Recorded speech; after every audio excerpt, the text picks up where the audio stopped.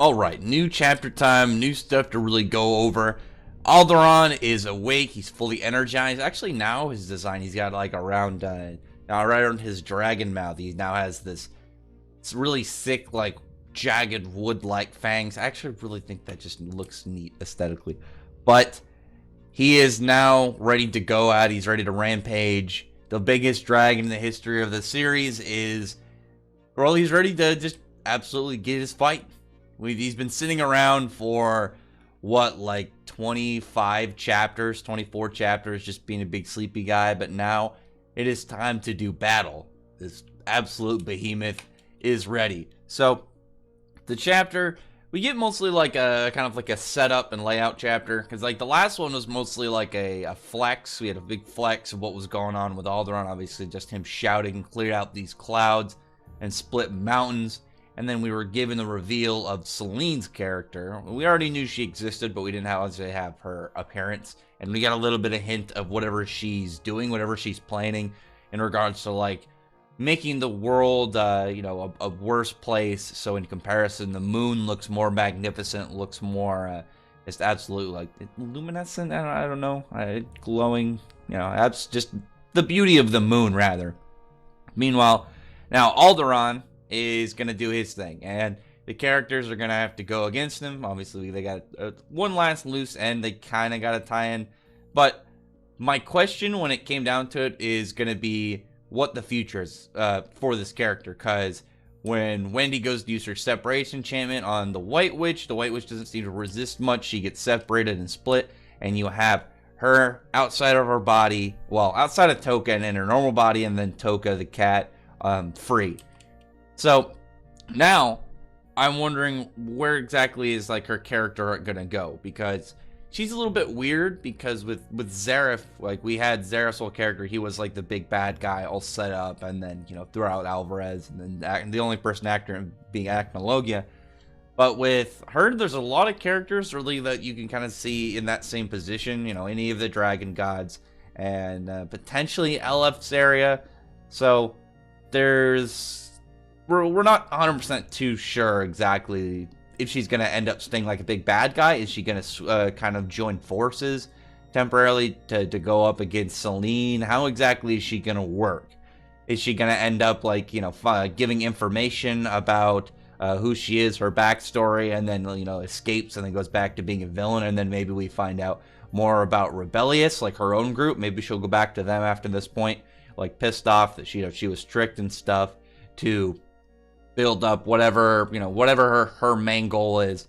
And again, we haven't seen any of her group yet. We've only seen her controlling other characters, so that will be a nice introduction for whatever her group is, and maybe we'll find out whatever her equivalent of the Spriggan 12 may be. That'll be 12. I'll probably get a pretty good number of like these really cool cultists, bad guys, big powerful enemies. And we're still not too sure about Diablos as well, and I still think Diablos is going to become an ally, so maybe it'd be cool to see them team up against them. But at this point, like they have to get ready to leave, because the buildings upon Alderaan are starting to really crumble, and Happy ends up picking up Toka, Natsu ends up taking the White Witch. Also, again, hopefully, one thing I actually really hope before we get any continuation of whatever her arc is, whether she becomes an ally or stays an enemy or what, I'm hoping we get her name, so it doesn't have to just be the White Witch, because she's been the White Witch for since I'm trying to think, because since we found out that Toka was a different character. Oh my god, I even kind of just speculated before we got it, like the exact name, and because originally it was like, oh, split personality, oh no, split character, not the same one, so she's not even Toka, she's just the White Witch. It's been a while, it's been a long while, and I would like to have a name for it at some point, but Natsu's like, Wendy used up all of her magic, so take her and the White Witch out of here, fly out, and we'll see really what we can do here. Or what exactly are you doing? He's like, we're gonna try and take care of this dragon. I don't think that Natsu and crew are gonna be able to take him. I don't. I legitimately don't at this point. Because like even if all the Fairy Tail members team up, they still shouldn't even be remotely close to be able to fight Alderaan. And even in the idea that, I know one thing that people are really taking into account is, well, it'd be kind of hard to do, but if it's in your kind of speculation looking at him as Brandish maybe showing up and making Natsu bigger. The thing is, even if we go for like her biggest shown like size increase, this even not even from straight bigger, but like her full extent when she made the island of was Caracol Island. She shrunk it down to like being the size of like a dinner plate from a. It's not a huge island, but even like a couple miles across, still pretty impressive. Like even if you like took that and scaled it to Natsu, Natsu could be like the size of 5 mountains, 10 mountains. It's not really gonna do anything to Alderaan. He's still gonna be tiny. So I don't really see a way for them to really defeat him, because with Mercephobia, as we know, that was because Ignea's influence. Ignea, forcing Natsu to take a boost in order to fight against all Mercephobia. But for here, I don't really see him just coming back, and I don't personally want him to. I'd be okay with him just showing up and doing maybe commentary, but it looks like he can see from where he's at already. He doesn't need to show up in order to really kind of just say what his responses to whatever's going on. So I don't want him to give Natsu any boost. I'd prefer they stay the way that they are, because what I'm really wanting to happen is them try and fight against Alderaan. It being too much and they have to retreat, and it'll be a fight for another day. So it's like, the first time they beat one of the dragon gods, it was through aid. So the second time, it was just assumed they'd be able to defeat him through, some means or another. But in reality, it was like, you guys only won because of aid the last time. You're not ready to really defeat one on your own, but the power, you have the capabilities, like the power ceiling, that, Natsu. It's like, you're going to have to get strong enough to beat him at some point, because Ignea is obviously a threat. But that level of power is somewhere within you, and it's fully within your capabilities. It's just going to take time to grow into and really unlock on your own. So I think it would be a really good wake-up call kind of moment if, they fought him and it's like, they kind of got a little bit glassy-eyed because of the Mercephobia defeat.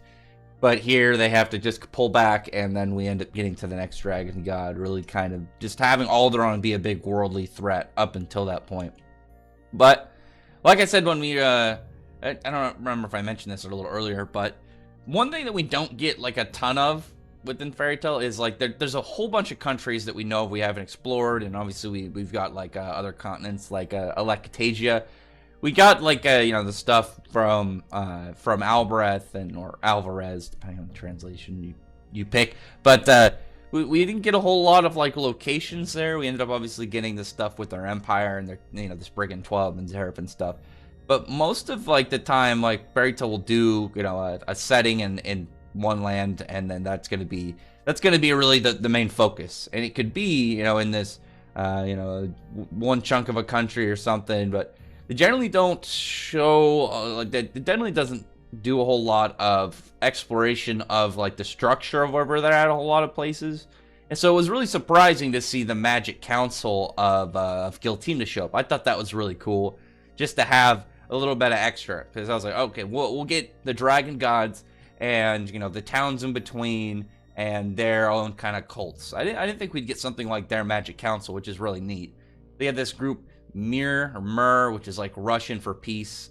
I like that they're Russian. I think that's cool. I would be very happy of the reveal that this is where like Zero is from, because I'll forever read Zero's lines and dialogue in Russian. It's just something that'll always be I'll never be able to turn away from. But they end up kind of like all prepping their big ships, and they're like, okay, we've got a plan. We've been waiting for this. Was it Operation Wood Dragon God Suppression? They've got all their cannons. Their magic conversion cannon Uranus, which actually is apparently stronger than Jupiter. But I mean, really Jupiter cannon, even you don't give it like an exact number to it, but it wouldn't really matter. They just said it's superior than that of Jupiter, and you got a lot of them. But still, that's not going to do anything. It's Alderaan. Absolutely not. I mean, if this was a long before like we knew Acnologia's strength, so this was like a comparable. It's like, oh well, we don't know how strong Acnologia is, so we don't know if this will affect. And then it's it's like, oh, he survived, then that must mean Acnologia is more powerful.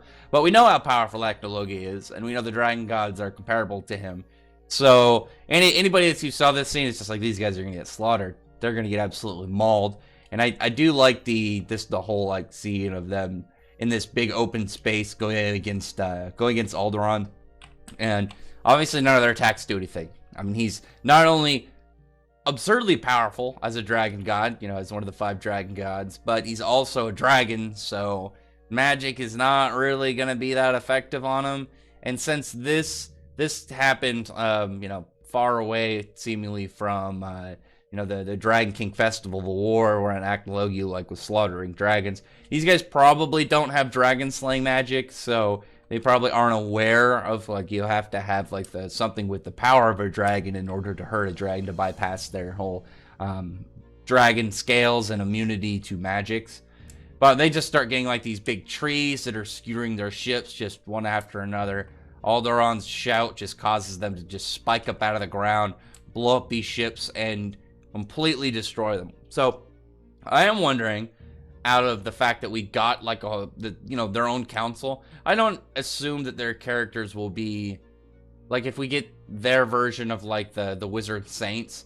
Well, I don't think that whoever it is will be oh wow, big characters. It's these are massive. They're comparable to the Spriggan. I'd be alright with if they had one character comparable. Just they have their own Wizard Saints, but only one character, the top one, is able to contend at all with the main cast. Because the Spriggans are still viable.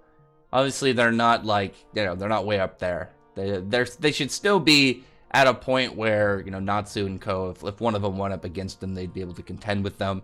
And well, Natsu and Gray would definitely be able. Should definitely be able to beat most of them. And I don't think that any of the ones they'd have would be comparable to August or Irene. So I'm fairly confident the main Fairy Tail members would be able to take them. But, still where it's not oh, it's nothing. It'd be oh, wow, I actually had to try some to beat this guy. Pretty powerful dude. So it would be really cool just to see that. And even if we don't get a whole lot from him, it's just the one, it would be a little bit nice of world building for Giltina and its whole structure of wizards and stuff. But I would like to see them. Maybe there'll be some plot secret in there about what they're gonna do. Maybe after this arc, they end up getting meeting with them, and then yeah, we want you guys to do this. We're gonna give you information, and they give information of where Viernus is. We spent 400 years looking for this information, and if you guys took out Mersophobia, then we're trusting you to have this, and hopefully be able to continue your journey, which would be really cool. It'd be a nice little world building. There'd be a cool teamwork and kind of a whole setup there that you can kind of put in the main cast. But it would be a way that they logically these characters would have the information. You have make sense of why they want to give this information. It's oh, you've already beaten one, so we can trust you to beat another, and then they can move on to whatever that Dragon God's position is. Because the whole issue with Viernus is he's a secret enough to the point where Mersophobia said he never met him, so he's got to be extra hidden and a lot harder to find. But I don't know, I'm very curious if their whole magic council or their Giltina's wizard and wizard and political structure will be relevant again. I don't expect it to be a huge storyline shift, but it's some way where they get to participate. I don't know. But at the end of the chapter, you have this big volcanic area, and you have one area that looks kind of like a dragon's mouth. That looks like there's some fangs on the left of it, but all these erupting volcanoes and Ignia just hanging out. So that one I feel was obvious when I talked about that a little bit of just what is Ignia's place going to be like? Fiery, lava-like volcanoes. It looks kind of like what Igniel's inner realm. Just the area that he was inside of Natsu, that dimension thing where it just was, the same thing, eruption or molten lava going everywhere. So nice to see that a little bit for him, and the fact he's able to comment on exactly what's going on, because he's human weapons aren't going to work on the gods of dragons. I could have told him that. I think that the Giltian Magic Council were just not as prepared as they thought they were, and maybe if they had some weapon that was really notable, it was somehow something like an Ars Magia kind of weapon, which would be ridiculous if they had big mounted cannons with a spell that big. But you know what I mean, where it'd be damn, they're able to do that. I don't know how they're able to do that, but the fact that they did all this and it didn't do anything to Alderaan is still pretty wild. Even though you didn't expect it to do anything, because they didn't even scratch him. Like he's perfectly fine. It's not like they fired all and it's like, oh, we got a small burn. It didn't do anything. He's completely fine. And at this point, like he's just going to rack up like bodies to the count, because if their magic council is this quickly taken out, like Giltia, we don't know outside of the main cast how you're really going to be able to hold up, because Alderaan obviously is very powerful. There's few characters in the world that are going to be able to contend with him, and there's few that have the possibility of being able to fight him. The biggest one, maybe like being the main cast, obviously. So maybe they'll be their saviors and they'll save this whole continent and the world, because Alderaan up obviously spells like big news. He doesn't.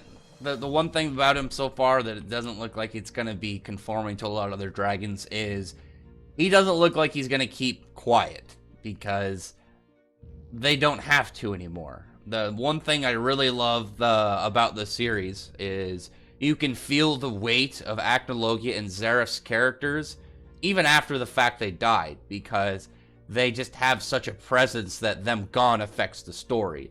It's like Jujutsu Kaisen, if you've read that, the character Satoru Gojo, like further emphasis, like, yeah, it's not just that he's like super powerful and all this stuff. He's also just influential.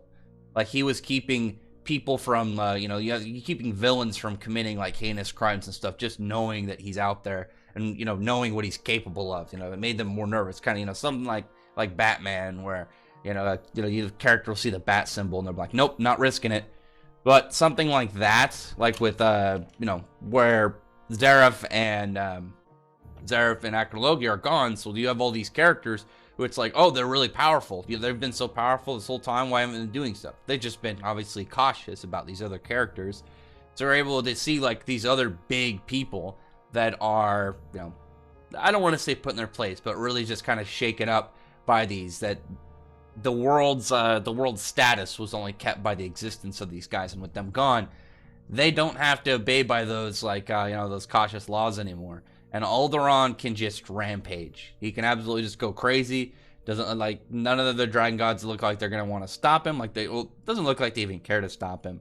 So if he wants to just like start roaming the world and attacking people until they stop him, like there's nothing really they can do, because it's not like the worry before. It'd be like, well, what if Acnologia showed up, slaughtered him, and then his journey ended there. His years of wanting to get stronger and resting and stuff. Doesn't have to worry about that, because Acnologia is currently, and unless something changes to that, currently dead.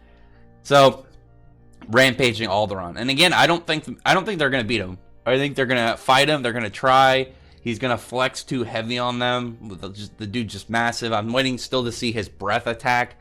I'm hoping it's just like looks like wind with seedlings in it, and then the air pressure destroys like this entire landscape, but the seeds go and they just grow up over it, and it just looks like this sudden weird like warping of the land and nature. This looks very spooky yet beautiful at the same time. That's what I'm hoping for, but we'll see. Anyway, the chapter itself, I'd say, was like a fairly fast read. I think it was a fairly fast read in comparison to a lot of 100 Years Quest chapters, but we still got a lot out of it, like content-wise. Like you have the White Witch. We don't know what her status is going to be now that she's separated. Is she going to be? She's going to go back, stay being a villain. I almost said go back to being a villain, but she obviously had to switch sides first. Do that. Is she going to like continue being a villain? Are we going to find out any about her backstory? Maybe find out about her name. Find anything about Rebellious? Any information about the dragon god, like dragon gods that are watching? Because obviously they can see what's going on without being there. So that means they're going to be aware of like Natsu and Ko and what they're doing further in the story. And then what is like the Giltian, what is their whole structure going to do now? Like is their magic council going to try and aid Natsu and Ko? Are they going to send in like their version of the Wizard Saints? Are they going to bust out like maybe they have their own version of super weapon, kind of like Ethereon, where it's not going to be like, oh, we need to get in there and do it. It's like, no. Let's just let's just drop a really big weapon on him at this point. We said screw it, we'll take the risk of what's gonna happen, and from that, this poor dude Robert looks like he's dead, fell from the sky, and that would actually, I'd be okay if Giltina had something stronger than Ethereon, where it's like maybe their wizards weren't their focus, like they focused on weaponry, and that's why they have this cannon superior to Jupiter. So maybe they have their own, something stronger than Ethereon, and abusing against Alderaan doesn't do anything. Something like that I could see happening. I think that'd be pretty cool to see, because with the Jupiter ones, it's like, yeah, of course it's not going to work. But if they have something kind of like Ethereon, just using that and then further flexing from Alderaan would be really cool. But it would also at the same time be, again, really nice to see their side of things expanded upon a little bit. I'm hoping we get a little bit more of their Magic Council and finding out more about their structure.